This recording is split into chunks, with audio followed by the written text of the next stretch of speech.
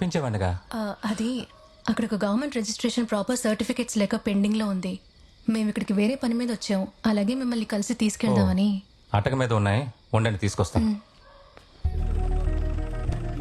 Sir వీడే హృదయరాజ్ డిసోసా. ఇంకో 20 minutes లో కౌంటింగ్. నేను అక్కడ ఉంటాను. మాట్లాడాల్సింది త్వరగా మాట్లాడేయండి.